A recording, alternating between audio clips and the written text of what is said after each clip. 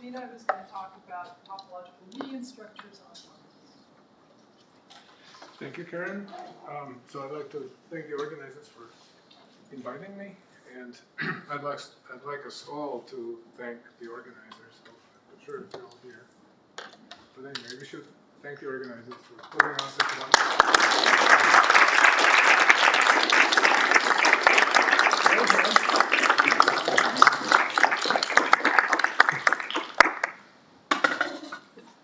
Okay. The other thing I wanted to mention is that I overlapped with Misha at Utah for 10 years. And we managed to write a paper together, and it was in fact joined with Bruce. But in retrospect, I think we should have written more papers. I certainly learned a lot from Misha, but someone never agreed to a project, so it's too bad. But that's how life is. I certainly learned a lot from him. And one final remark is that I've given this talk twice, and I see several people in the audience who have seen my talk both times. So I apologize for that. Oh, not really. Okay. All right. So what are these topological median structures about? So if you take 3 points in the plane, then you can draw the 3 rectangles determined by each pair of points. So here's the first one. So this is the smallest rectangle with sides parallel to the axis that contain those 2 points. So this is one of them. Here's the second one, and then this is the third one. And then, lo and behold, they intersect in a unique point. So if I call these points, see, what did I call it? A, B, and C. So this point here is the median of the 3 points. And we'll just denote this by ABC. Okay? This is the median. And this works more generally in a cat-0 cube complex. If I take any, let's just draw some simple one like this. Here's a cat-0 cube complex made of 6 squares. So here, instead of a rectangle, I'm going to talk about an interval. So this is the terminology from median spaces. So the interval from A to B is going to be just the union of all L1 geodesics from A to B. Okay, so for example, if this is A, this is B, this is C, well, by symmetry you can guess that this is going to be ABC. But what is the interval from A to B? Well, the distance is 1, 2, 3, 4. 1, 2, 3, 4. So it'll do this. These 3 squares will form an interval. And then if you intersect these 3 intervals like this, you'll get the point in the middle, which is the median. Or if I take, say, this point D, then where is ABD? Well, it'll be here. Maybe that's a little exercise here. The median for these 3 points is ABD. Feel free to ask questions anytime. Okay, so let me now give you a definition of what a median structure in a topological space is. So the definition, so X is going to be a topological space. And so a median structure on X, so this is going to be, so it's a pair, XM, where M is a map from X cubed to X. It's the only requirement here is that it's continuous. And it satisfies 3 axioms. Okay, and we're going to denote, we'll use this notation here. So M of ABC is just going to be denoted by ABC like this. Okay, so 3 axioms. The first one is called majority rules. Okay, so if 2 of the 3 points are the same, then that point wins. Okay. The second is just the invariance and the permutation. So S3 invariance. And then the last one is maybe something that's not obvious or expected when you first think about this. But this is called associativity. And when you see the rule, you'll agree that that's what it should be called. So AX BXC is equal to AXB XC. So you must have seen this formula in elementary school somewhere. But here, of course, these are points. A, B, C, X are points in the space X.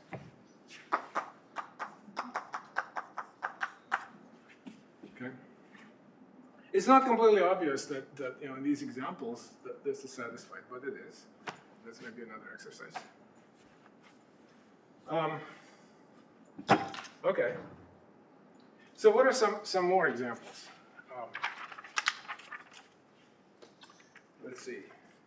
More examples.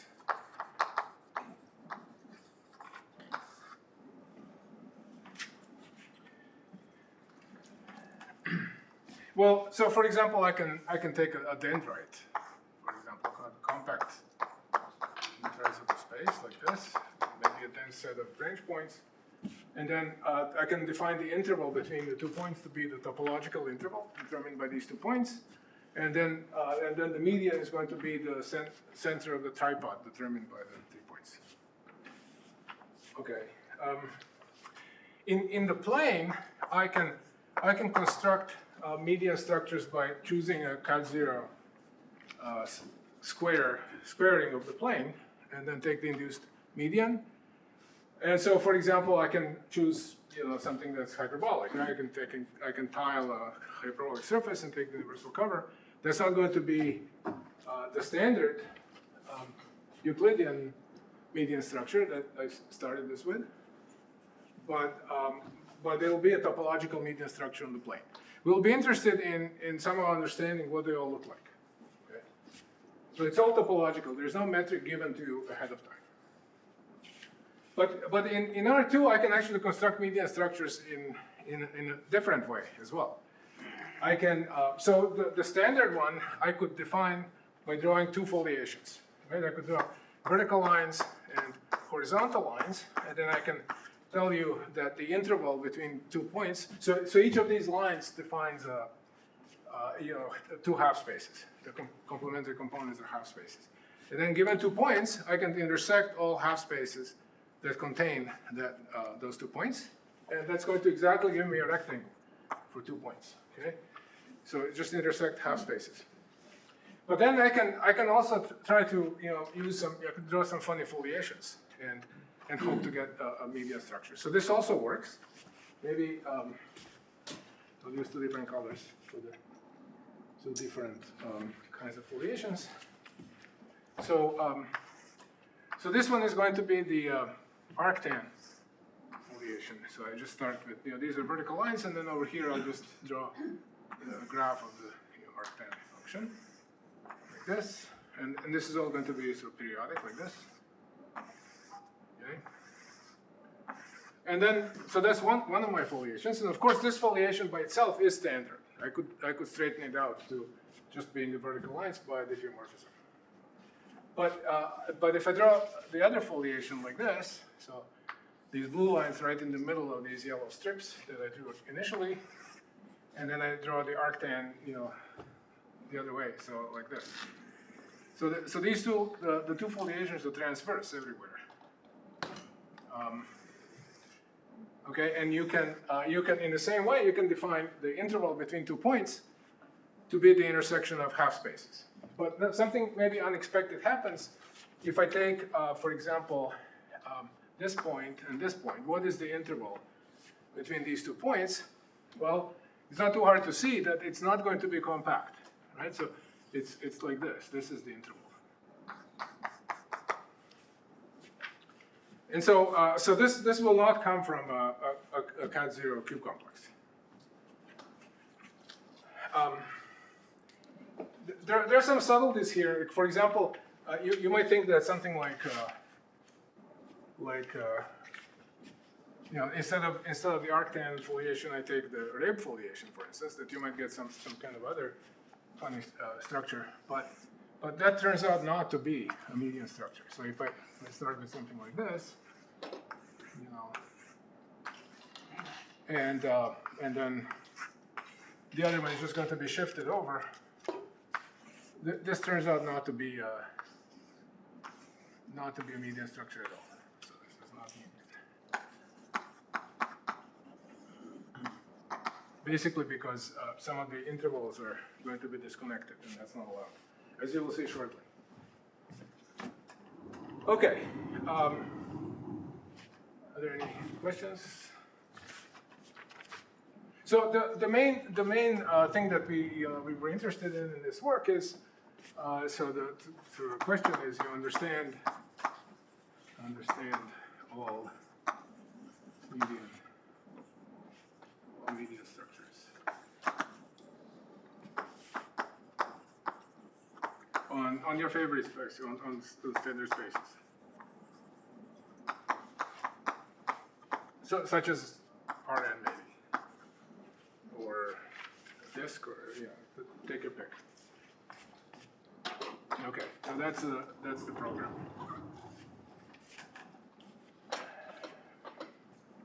Any questions? Okay. Well, I can state the main theorem.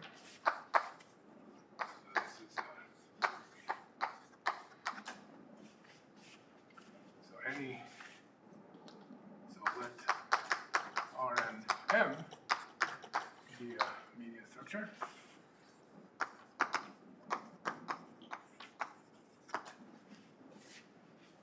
Okay, then every point, every x in Rn has a K0 cubing of a neighborhood, so that M coincides with the median structure induced by the cubing.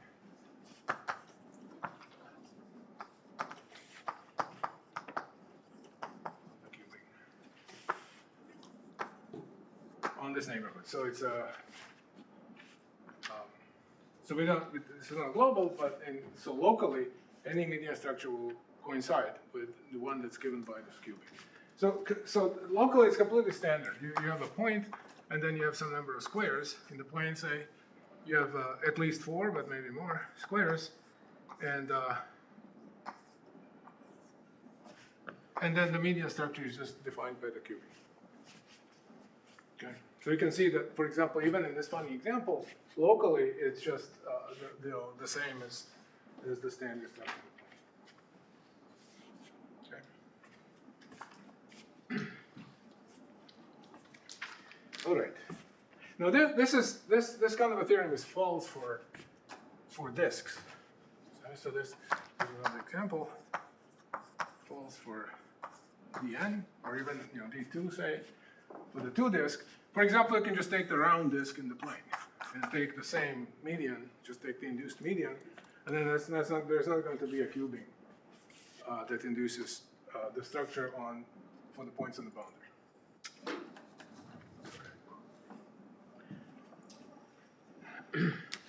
And of course, you can have spaces that don't admit, they're not locally polyhedral, so they're not going to have, they won't have a chance of having a local cubing, like dendrites. Okay. So if there are no more questions, the second part of the talk is to go through some basic facts about median structures.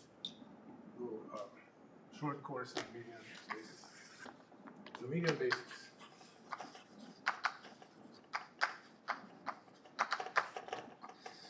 Okay, so I have 6 points here I want to make. Okay, so the first one is just terminology. So we are going to assume that Xm is our given median space. Okay? The first point is we are going to define an interval. An interval.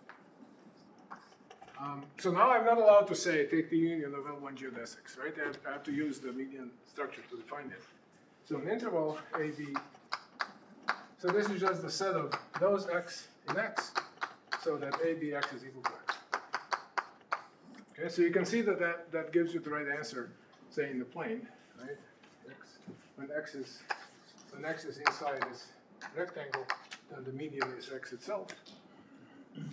And if it's outside, then it's not x. So it'll be in the interval.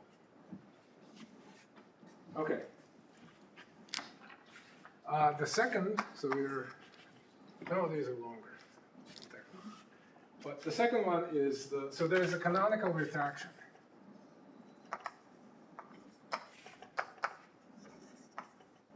So rho AB that goes from x to the interval. This is also sometimes called a gate map. And how is it defined? Well, rho AB of x is just going to be ABX. Okay? Now, so if x is, so it's a retraction because if I take a point x in AB, then by definition this ABX is equal to x. So if a point starts in the interval, it stays there. It stays, the map is identity on it. But I have to convince you, maybe I'll draw a picture first of what happens in the plane. If I take, in the standard median structure in the plane, if this is A and this is B, here's my interval AB. So what is the retraction? Well, a point, so this whole quadrant over here just maps to this vertex. So this whole thing just goes here, and then points in this half strip will just project straight down, like so. Okay, so this is the picture of rho AB from the plane to this interval. Okay. What I have to convince you is that for any x, this ABX will be in the interval. Okay, so this is my opportunity to use one of the axioms, or maybe several. So claim, so ABX is always in AB for any x. Okay, so how do I do this? Well, there's a criterion. I have to hit this point with AB and see that I get the same point. So AB and then ABX. And now what's important is that this B is the same as this B. So I can move the parentheses over. So that's ABA. I hope is the axiom still visible? Yeah, there it is. ABA and then BX. Okay, so that's the associativity. And then ABA is the same as A because majority rules. And so that's ABX. So if I get the same point, that means that that point is in the interval. Okay. All right, well, here's a quick corollary. There is only one median structure on R. Okay, so why is that? So, so if I take, so here's R, and I take, A and B. So this will tell me that intervals in any median structure will have to be connected because they're retracts of R. And so that means that any point in between, so if A is less than X less than B, that's going to imply that X is in the interval between A and B. But that just means that the median, so the median, or AXB is equal to X. Because X is in the interval. And so that's so you take 3 points, and the median is just the middle of the 3 points. Okay. And the same is true for dendrites, for example. They also have a unique median structure. Excuse me? Yeah. Is there a median structure on the Cantor set? On the Cantor set. I didn't mention that. Well, so that's not connected. So this kind of thing doesn't. Well, what if you take always the middle point? I mean, it's a. I haven't thought about it, but my guess would be yes. Your guess take would be there exists one? Well, draw a Cantor set on the line, and then just take the median of 3 points to be the middle point. So I guess there are many. Okay.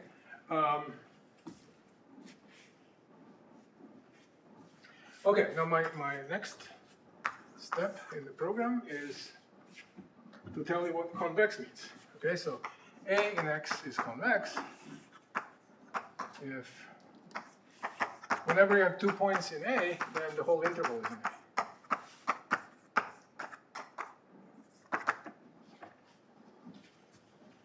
Okay, and then there are some facts that can be proved using the axioms, although I'll skip the proof. Some facts. So first of all, intervals are convex. And second of all, if I take any convex subset of an interval and I take its preimage under my retraction, that's also convex. So if C in AB is convex, then rho AB inverse of C is also convex. Okay. Okay, well, the next number is 4, and it'll tell us in particular that, for instance, a sphere, the sphere doesn't have a median structure.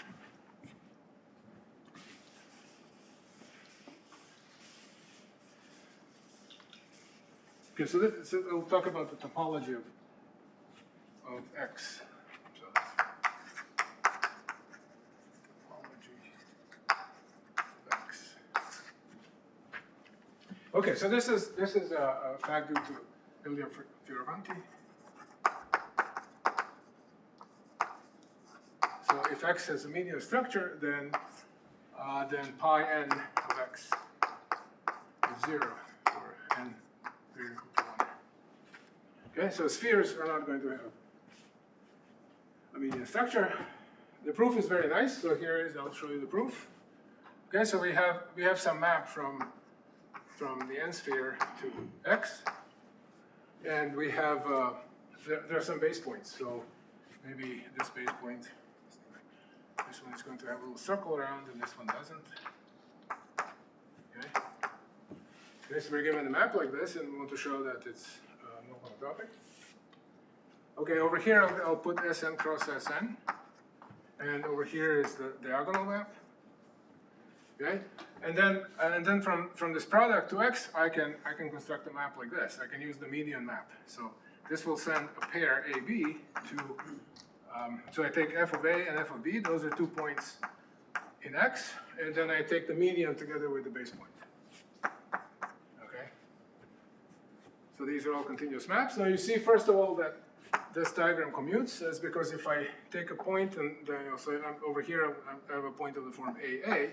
Well, f of A will then win. And so the median is going to be f of A, which is what it's supposed to be. On the other hand, I can look at the n skeleton here. So Sn cross the base point union base point cross Sn. On this subset, this map here is constant, right? Because the base point wins on the subset. So this is constant. So you have a map, into the diagonal map that goes into the product, but it can be homotoped into the n skeleton. So therefore, it's no homotopy as a map to X. Okay. Well, we should restrict to some reasonable class of spaces when we talk about this. So I will now tell you what we're restricting to.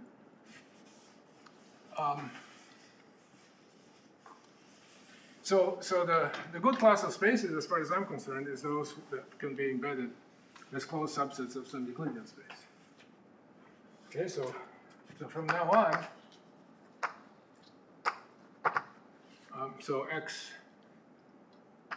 is homeomorphic to a closed subset of some Rn. So that can be expressed purely topologically. It's locally compact, metrizable, separable, finite dimensional. That's the main additional assumption. And we also want path connected. The reason for path connectivity is, it's not that we don't like Cantor sets, but there are sort of silly examples if the space is not path connected. For example, you can take just the set of vertices of a Cantor cube complex. We don't want to worry about that. Okay, so we'll just take spaces to be path connected. So then, in this situation, Bowditch proved that. So what he shows is that if you take any point and you take a small neighborhood of that point, then there is going to be you can make a convex hull. You can take a smallest convex set containing that set. Well, that's also going to be small. In other words, if your original neighborhood is sufficiently small, then the convex hull is going to be as small as you like. And so, so as a consequence of this, you see that X is locally contractible. And and then together with this assumption here and the sphere of anti-proposition over there, what we call, so by some topology, the main input in the topology is that spaces like this are homotopy equivalent to CW complexes. So the Whitehead theorem applies. But anyway, so what we get is that X is an ER. It's a Euclidean retract. If you embed it as a closed subset of some Euclidean space, it will be a retract. Okay. So that's the class of spaces that we really work with. Okay. Questions?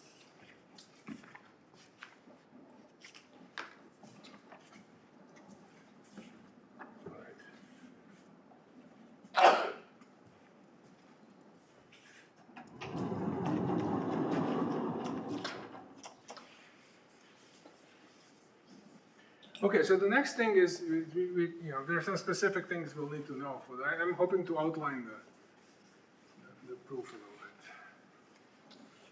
The main steps anyway. So we need to know about median squares. Okay, so median squares. So what are they? Well, they're going to be subsets consisting of 4 points in the median space. They're just vertices of a square. So A, B, C, D. Okay, so distinct points A, B, C, D in X, so that so A, B, C is equal to B, and so on. Right? If I take A, B, C, the median is going to be the point that's kind of in the middle of the cyclic order. Now, so you might think that if you have a median space like I have over here, and you have 4 points like this, then the convex hull is going to be a topological square. That may not be the case. So for example, we can take a cube. Right, here's a cube, and then I can take A, B, C. Right, so now the convex hull of these 4 points is the whole cube. It's not a topological square.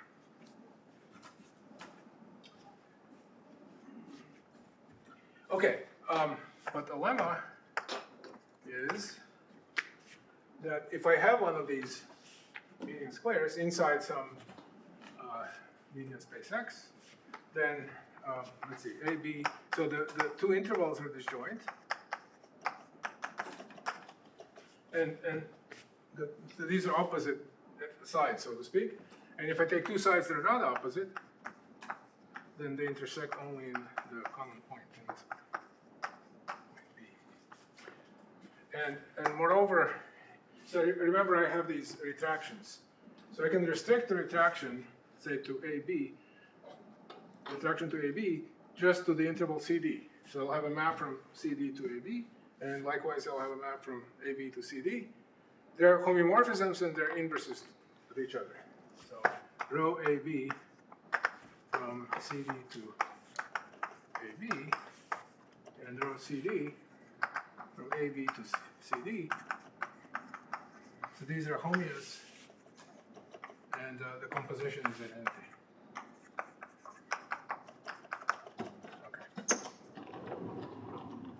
Okay, I'll only tell you how to do maybe the first one.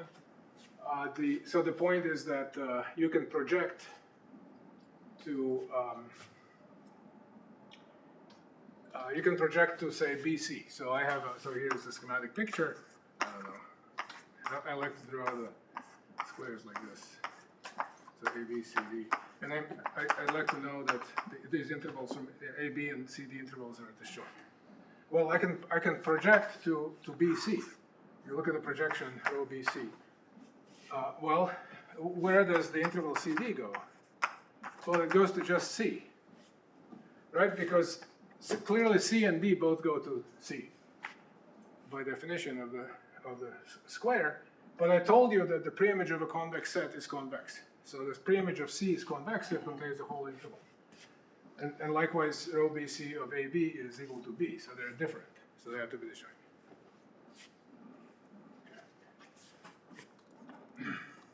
And the second one is similar, and then here you have to use axioms to show that when you compose, you get identity. Okay, and then the sort of specific thing that comes in the proof is that you can fill in median squares. So let me state that and tell you how it's done. So this is really what you want, right? You have this kind of a median square inside the topological median space, like like over here, and you really want to draw some kind of a square inside, determined by these points. Okay, so proposition is that so median squares in X filled in. And what that means is that there is an embedding F 0, 1. In fact, you can make it a median embedding. You can ensure that medians go to medians. Although we don't really need that. Into X, so that the sides of the square go to they go to the intervals A, B, B, C, C, D, D, A. And the image of F is contained in the interval from A to C. So this is the interval connecting opposite vertices.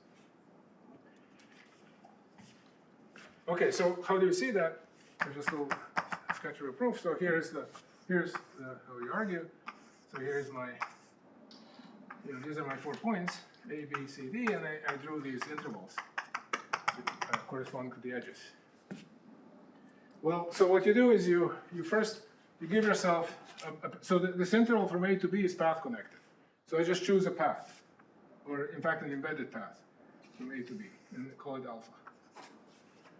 Okay, and I can use my homeomorphism between this interval and this interval to transport this path over here. Okay, so this is now alpha prime or something. And I can also do the same thing with BC. So I take some arc connecting B and C inside this interval, and that's maybe beta. And now what you do is so for every parameter t, right, you have this point alpha of t here, and you have alpha prime of t. There is this interval between alpha of t and alpha prime of t, like this. But you can project beta to it using the projection. You project, and you do this for every t, and that's going to give you, a family of arcs like this, and maybe there's something to check a little bit, but this will give you kind of a foliated square. And in fact, you can. So the remark here is that also, you don't have to restrict yourself to an arc. You could work with the whole interval. So in fact, AB cross I also embeds.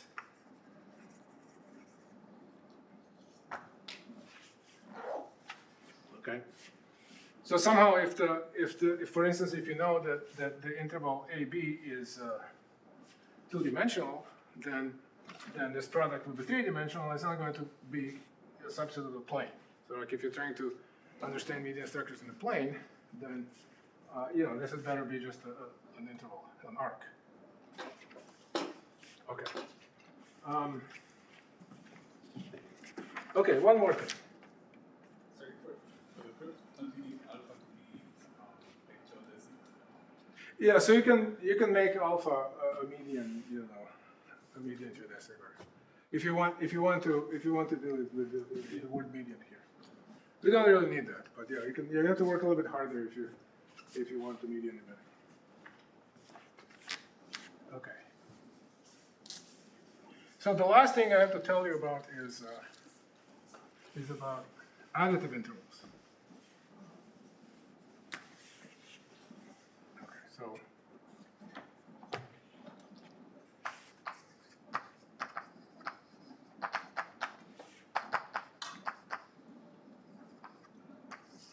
Okay, so so an interval AB is additive if for every x in AB, you have AB is equal to AX union XB. So in the plane, for instance, this interval is not additive, right? So the usual rectangle in the plane is not additive because, you know, you would just end up with this plus this. You wouldn't get the whole interval. But if I take just a horizontal, if A and B are, say, on the same horizontal line or the same vertical line, then the interval between them is additive, right? If I take any x here, then I'll get this. Okay. And there's a little proposition that says that the following are equivalent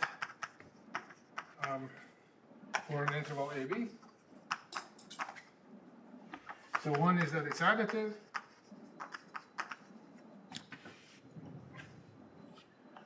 Two is that it contains no squares.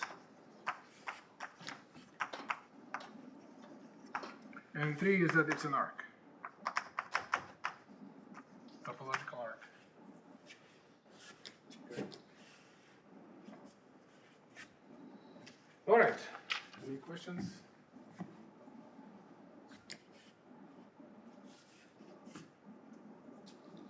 So this ends the little, mini course on median structures.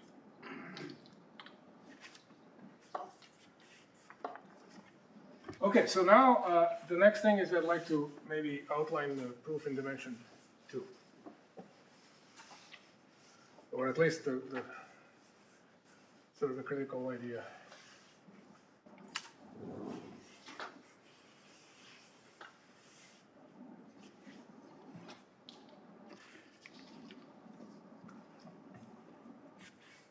Okay, so outline.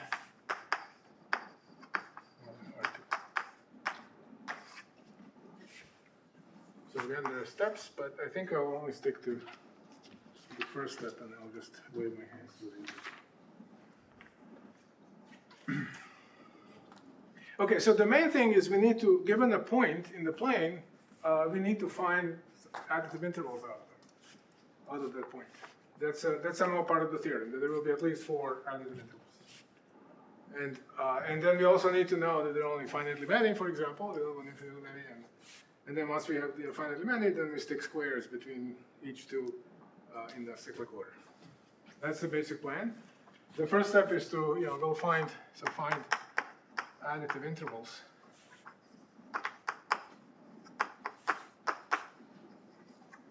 Out of every point A in R2.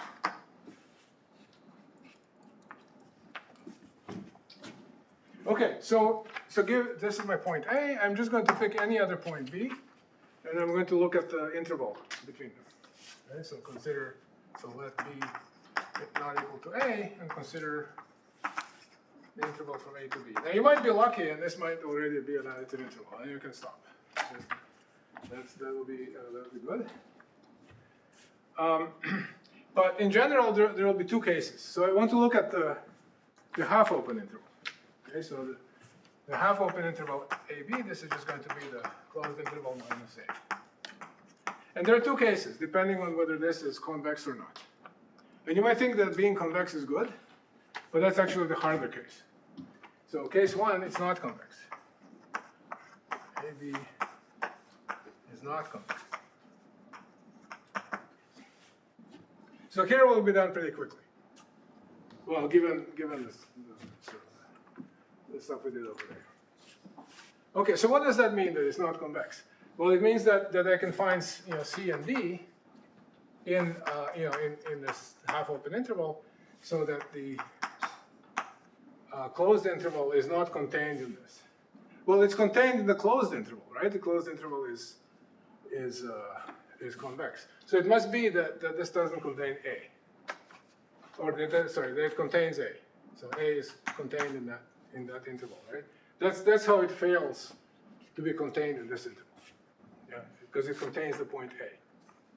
So the schematic picture is, here's A, here's B, and maybe I find, C and D like this, so that when I take the interval from C to D, it sort of contains A. Okay? Okay, so what to do? So I'm going to define another point, E. This is going to be BCD. Okay, and I drew it suggestively so that you can guess what the next claim is. And it's that I have a square here. ACED is a square. Claim ACED is a square. Okay, so why is that? So this is, you just use our axiom, so let's see, which one did I do? Yeah, ADE, for example. So let's compute ADE. So this is supposed to come out to be D, right? Okay, so we just use axioms. So AD, then E is BCD, but maybe I'll write it as BDC. For the obvious reason that I want this letter to be the same as this letter. Yeah? AD, yeah. So this is ADB. That's the associativity now, you see. What is ADB? Well, ADB is D, right? Because D belongs to the interval from A to B. So, AB and then any point in the interval is just that point. So this is D. So I get BDC, and then by the majority rule, that's D. And for the others are similar.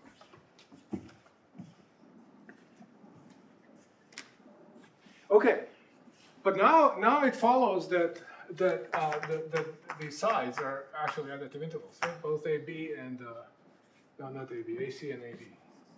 AC and AD are additive. Okay, so why are they additive? Maybe I'll just say it quickly without writing anything. If they weren't, then by this proposition, they would contain a square. But then by this filling in business, I would get square cross I inside, embedded in this interval from A to B. But that's not possible because we're in the plane. Okay, so in this case we found additive intervals out of A and B. In fact, we also found a square that fits in between them. But the second case is more interesting. So case 2 is that AB is convex. So for example, it could be already an additive interval. In that case, the half-open interval is convex. But there are more complicated intervals in principle that also where the half-open intervals are convex. So for example, I could take an infinite sequence of smaller and smaller squares like this, converging to a point. And maybe this is A and this is B. And then when you remove A, this is still going to be convex. Of course, this doesn't happen in the plane because, I mean, if you believe in the theorem, this won't happen. But this is the time to sort of rule that out. Okay. Okay. So what do we do in that case? Okay. So let's just draw a little schematic picture here. Or maybe I should switch boards because I'll be referring to this picture more than once. Okay.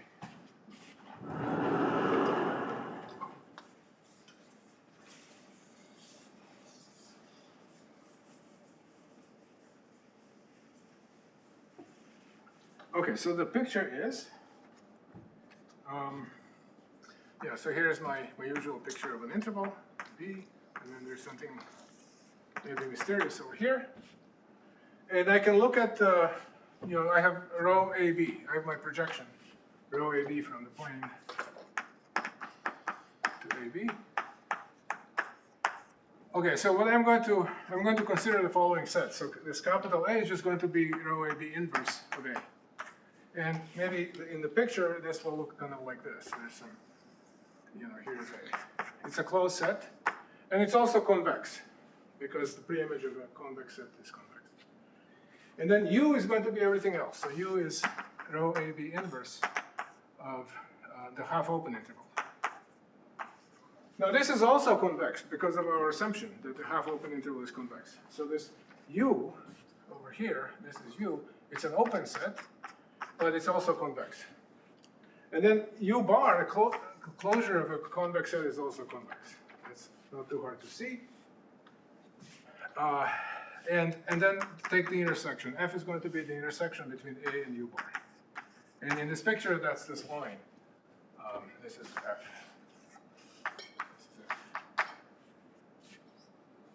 Okay? All these sets are convex. And now the key claim here is that that F is a line. F is homeomorphic to R, and in fact, it's every finite subinterval is additive. So claim F is homeomorphic to R. Okay, so why is that? Well, basically it's because, so this F separates, not only globally, but also locally. It separates, so it doesn't, it is one-dimensional, and it's not going to have any valence 1 points. It's not going to have any dead ends, because then it wouldn't locally separate. And it also cannot have valence 3 points. It cannot have this kind of thing. Because, each one of these, so first of all, at least two of these sectors will have to contain points of view, arbitrarily close to this middle point. Because if all U points are in one sector, then points on the third leg here wouldn't be approximable by points in U. Okay, so you have to contain points. So two of these sectors have to contain points of view arbitrarily close to this middle point, but then you look at the interval between them. The interval between them would have to then intersect one of these prongs, and that's a contradiction, right? Because U is convex, so the whole interval between points in U is in U. Okay, so that's basically how you rule out any kind of branching along F, and so F is going to be homeomorphic to R. And it's convex, and we already know uniqueness of median structures on R. So all these are additive intervals. And any kind of interval out of A along F is going to be an additive interval. Okay. Okay. So maybe I won't write all of that down, but this is the key point. And as you can see, what we really did here was we used induction, if you want. Right? We already know the theorem for R. There's only one median structure on R, and we somehow use that in a critical way to prove it in dimension 2.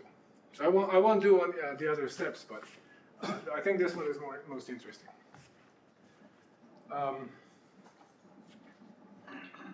Okay, so the idea for higher dimensions is exactly the same. You want to generalize squares to cubes and run these arguments. But then the surprise is that, in fact, this F, you get to this picture, and you draw this picture of F. F doesn't have to be Rn minus 1. Okay? Let me give you an example. Okay, so this is going to be a funny cubing of R5, I guess. Where if you follow this argument and you find this F, it's not going to be R4. Here's an example. So let's say sigma is a homology sphere. Let's say 3-sphere, homology sphere with a flag triangulation. And then I'm going to cone it off. So maybe M is going to be, or maybe I'll call it F to be suggestive here. F is sigma cross 0 infinity modulo sigma cross 0. So just coned homology sphere. And then I can extend this to a cubing, right? For every simplex, you'll have this kind of a octant that you see, and you can just cubulate it in a sort of standard way so that they match up on the intersections. So this can be given a structure because you're a cube complex, and so in particular, it's going to have a median structure. Now that's not R4. It's not a manifold. But if I cross it with R, so this is the fact from topology, this is the Cannon-Edwards double suspension theory, that F cross R is homeomorphic to R5. And so I can take this cubing, cross it with R, and I get a cubing of R5, which is not a PL cubing, but it still gives a median structure. And if you follow this kind of a proof, then this F will turn out to be, well, for suitable choices of A and B. This is A and this is B. You choose A and B to be on the same R. Then this F is just going to be this homology manifold. Okay, and so what we really prove is that we prove the theorem by induction, but we state it for homology ER homology manifolds. Okay, so we really prove the theorem that same theorem for ER homology manifolds.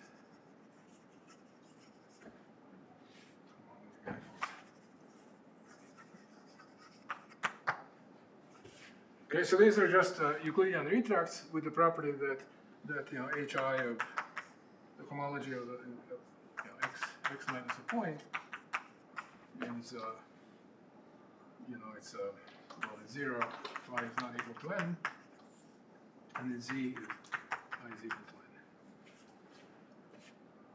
n for every x. Okay, so then with this restatement of the theorem, the induction just works. So the key is to show that this F is a ER homology manifold, and that's done. So here we use a theorem by Mitchell. He may have been at Cambridge, I'm not sure. Does anybody know? I think Cameron Gordon told me he met him once. Okay, so he may have been. I think he was might be a graduate student. Yeah, okay, and then disappeared. Okay, so this also brings me to one of my favorite topics, which is, the key input into Mitchell's theorem is that this F is a Z set in U bar. Okay, so what we have to prove here, instead of this, messing around with these points of ALS3 and so on, what we have to prove is that so in higher dimensions, so we need to show that F is a Z set in U bar. So a Z set just means it's like a boundary of a manifold. So you can deform the identity so that for all positive times the image is disjoint from Z. Okay, so that's what a Z set means. And then there's a theorem of Mitchell. It says that if if let's say y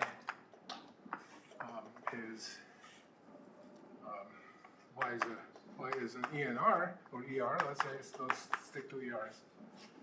So for ENRs, and then Z in y is a Z set, and y minus Z is a homology n manifold. Well, that implies that Z is a homology n minus 1 manifold. Right, so boundary of an n manifold is an n minus 1 manifold. So this is true in the homology world. And so we deduce that this F is a homology n minus 1 manifold, and then by induction, right? So we have some kind of a cubing over here, and then there's some more work to sort of extend it, but anyway, that's done much easier. This is somehow the induction does most of the work for you. In fact, we didn't even have to, I mean, this dimension 2 discussion is a special case of the induction. So it could shorten the proof by removing the dimension 2 discussion. But for talks, I wouldn't want to do it. So let's see, is there anything else? Oh, I should also say there's a, we use another non-trivial theorem about homology manifolds. It's the theorem of Bredon.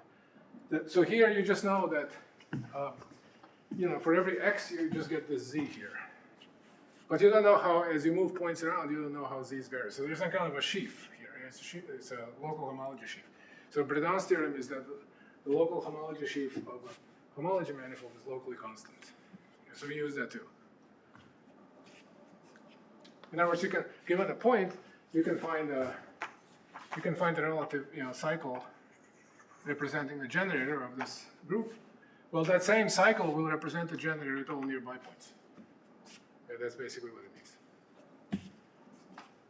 It's not going to be twice the generator at the nearby point. Okay, so I'm a little bit early, but maybe I'll stop here. Thank you very much.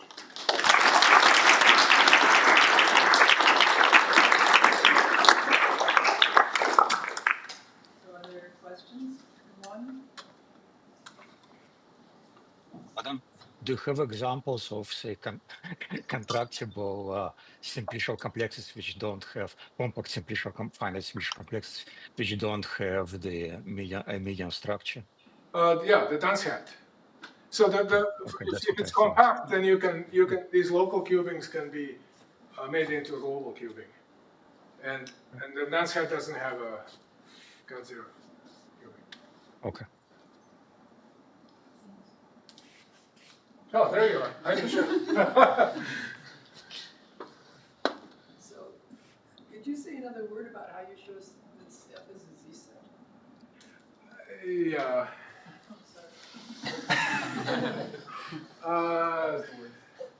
I mean, it's using convexity. It's using median structures, right? So what you want to know is that, you know, so let's say, yeah, so points can be pushed off into U. Where is my picture? Over here. Points can be pushed into U just because you know F is in the closure of U. So a single point. And likewise for 2 points. I can take 2 points and I can move each of them into U. So that's the proof that you can push zero spheres in. How do you push one spheres, or let's say, you know, arcs or something, you know, something one-dimensional. Let's say you have an arc. How do you push it? Well, you subdivide a lot, and then you push each of these points in, and then you use convexity. You know, nearby points can be joined by arcs inside U. Okay, so that's basically the idea. So you can any kind of a finite simplicial complex that sits in F can be pushed in. And that turns out to be enough, just because we're in the ER world. You can always approximate everything with simplicial complexes. This is also some sort of old topology. Anybody else? No, let's